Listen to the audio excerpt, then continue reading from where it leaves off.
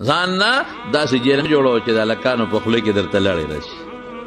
مه جو داسې مه کوه داسې کې حیا ښه شی دی الحیاء شعبة من الایمان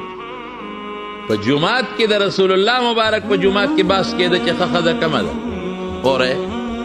صحابه لګیا دي نبي علیه السلام چپ دی وی دی وایه ښه ښځه کمه ده یو وی ښه ښځه هغه ده چې د خاوند خدمت کوي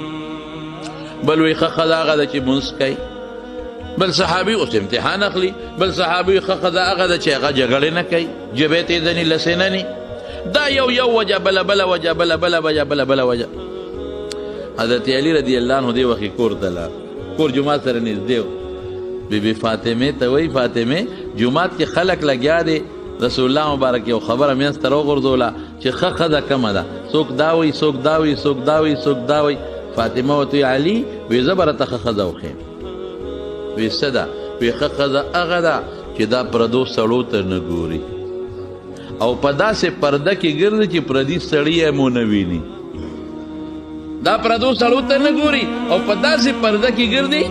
چې پردي سړي یې ونه ویني علي صاحب نیغ راغی چې راننوته رسول الله مبارک وی الله رسوله وی فاطمې خو د ښې ښځې یو بل تعریف وکړ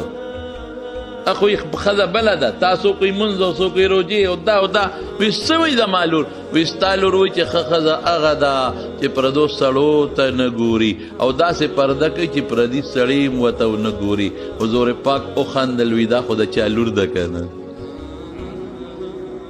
انها بضعة مني انها بضعة مني دا خو زما د غوښې ټوکړه ده که نه زما د غوښې ټوکړه ده نو ځکه دا خبره کوي که نه نو ښه ښځه یې دې ته ونه وی چې د خاوند خدمت وکړي هم ښه ده په یو نسبت